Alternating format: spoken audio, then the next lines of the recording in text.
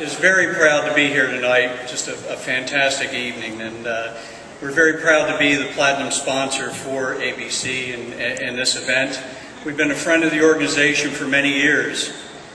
I'd like to thank Gail Rearman and the entire ABC leadership, and Michael Yeremovich, Kirk Pickrell, of course, Michael Bellaman, Todd Mann, Angela Kernan.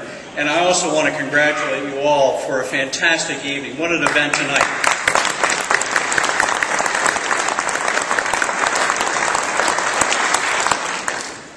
Now, this recognition, this award is something very special. Our servicemen and women today over there fighting in combat, preserving our freedom in the name of God and our country.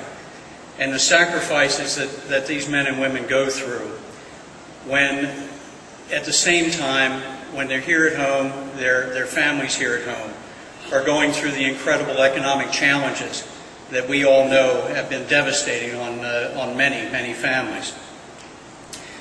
The opportunity we've had through the Oklahoma chapter and working with Carl Williams and Jerry Gorski, Jim Elmer, and we really appreciate them introducing us to Major Rooney. And we really are just so proud to be able to be a participant and a supporter of the Folds for Honor Foundation. It's just an incredible program. Our participation in this is the least we can do to show the gratitude to the men and women fighting to preserve our freedom and ensure that their spouses and their children receive continued support. Right now, I'd like to show you just a short video on the incredible program that Major Rooney and the Folds for Honor Foundation represent.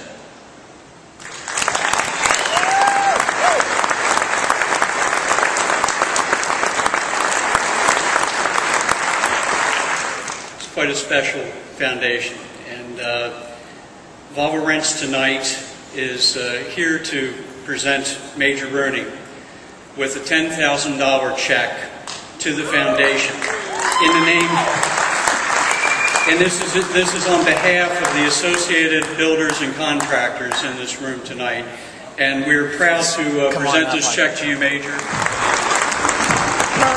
Hold this. Hold that still. Yeah, I'm not going up. Thank you.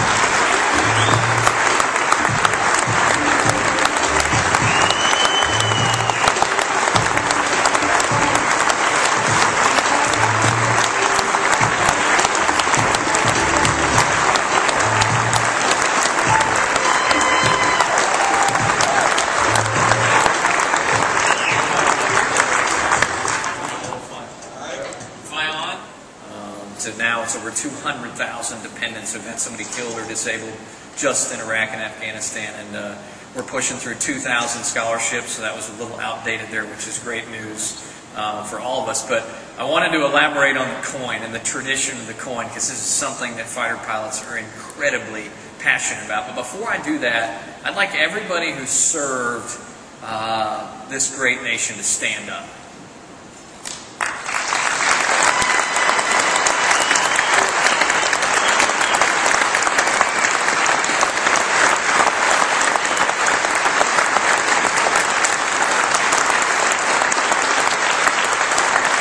Not that everybody out there looks really old, but thanks for paving the way for me to serve this nation.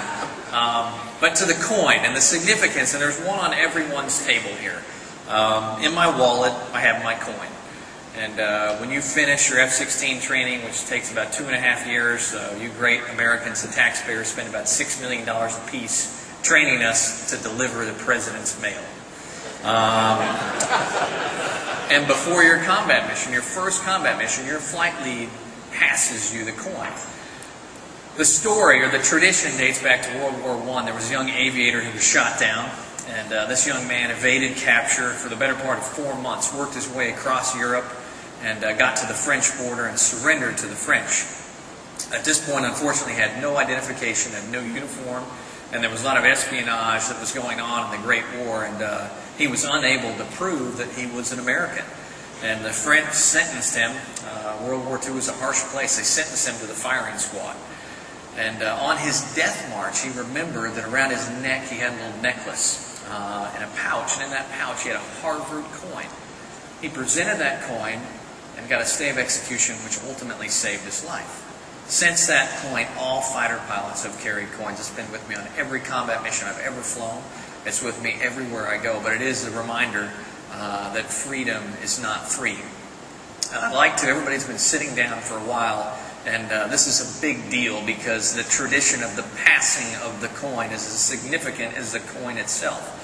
And Volvo Rents and ABC and Folds of Honor are truly united in this mission, and for that I am thankful and honored at so many levels. But the way they pass this coin is with a handshake. And once it's passed, it comes with a responsibility, which I know this group, which I talk about ABC, it is one nation under God without apology. And this is a group that they're the first to stand and the last to sit down. And I've used this before, and I had the opportunity to speak last year.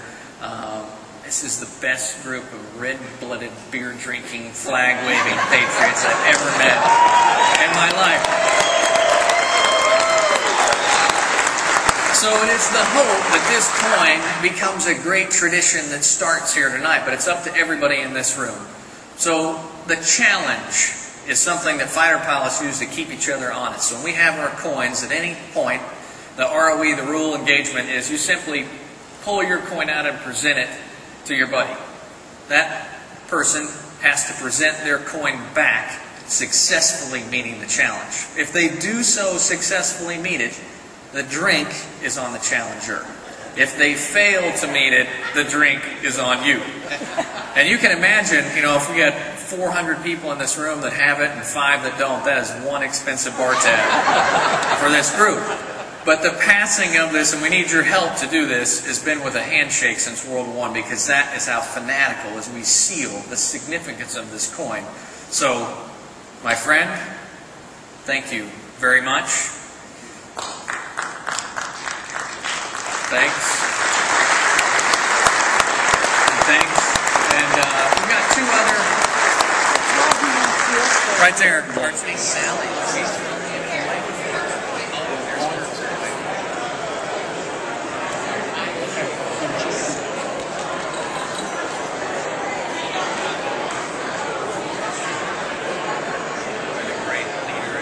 Visionary. I know. That was just that's going to be really good. We'll get you guys all outfitted and look good with your flying colors. I wanted to share one last quick story with you, and Gail, that's the hard thing when you give a fighter pilot the microphone. And she said 2 minutes. I said, I can't guarantee that, but I hope I don't waste anybody's time. And just in this whole theme, there's a term I like to use called synchronicity, which is chance with a purpose. And I had the opportunity this year to go and speak to the Ryder Cup team. Any golfers out there in this group? Just a few, okay. And it doesn't matter if you're a golfer or not, but Corey Payton was the captain and invited me over as the only guy to address the Ryder Cup team in Wales this year, which is the USA versus Europe. It's a huge event in golf. And it was an incredible week, and I got to talk to the team. That was really spiritual, and I'm under the ropes and hanging out with Tiger Woods and Phil Mickelson and all these famous guys. And we have a little thing that we do every night at our table with my 4 daughters, 8, 6, 3, and 2, and we call it high time. We say, what was your best time of the day? And we all go around and talk about it. And as we sat on the airplane on the way home, I looked at my wife. I said, hey, what was your high time of this 8 days we were at the Ryder Cup together? And we didn't even have to say anything. We're soulmates, and it was like, it was Tom Lehman, wasn't it? And Tom Lehman didn't even play in the Ryder Cup. And for those of you who don't know, Tom Lehman, he's won $20 million. He's won the Open, the British Open. Very famous guy, was one of the co-captains. And after we had lost the Ryder Cup, there was a lot of emotion going on, and Tom comes out and said, hey, everybody's looking for you. You want to come back? I'm like, no, I don't want to come back. And he was like, do you mind if I share a story with you? I said, no, Tom, that'd be great. And he said, I just want you to know that the talk you gave to the team had such an impact on me. And a similar story of that synchronicity, that chance with a purpose, that he said, I want to pass on to you. And he was like, I was a young professional. He didn't have any status on the PGA Tour. He was actually playing the Ben Hogan Tour back then. And he gets a call on Wednesday afternoon that he has a spot in the Wichita Open. And so he loads up, this is the Hogan Tour, he loads up his family and they're driving, I remember he had 1985 GL50 Volvo. And the air conditioner's broken. He said it was a $1,300 repair bill to fix it. He didn't have enough money to fix the air conditioning. They have a 3-month-old daughter in the back seat, and they're going down I-35 with the windows open in August. I mean, 100 degrees. I can't imagine. And but he was like, we get there. I'll show up the next morning to the course, and I go to the local pro. I said, hey, I need a caddy. He was like, hey, we don't have any caddies. The tournament has started. He was like, my tee time's 11 o'clock. I have to have somebody to carry my bag. And he was like, well, I know this local kid. He's a high school wrestler, knows nothing about golf, but may be able to help you, carry the bag. He's like, great, whatever. So, long story short, this young man carries his bag. Tom goes on to win the golf tournament. First victory of his career, makes $20,000. And he was like, Dan, you have no idea how much we needed this money in our lives. And he was like, is the dust kind of settled? And I got my trophy, and I went to Melissa, and I said, Melissa, by the traditions of the game, I owe this young man 10% of my winnings. That's what you pay a caddy. So that's $2,000. And he said he looked at Melissa and said, he doesn't know what a 5-iron is, man. He didn't read a putt. He didn't do anything. And on top of that, his personality wasn't even very good.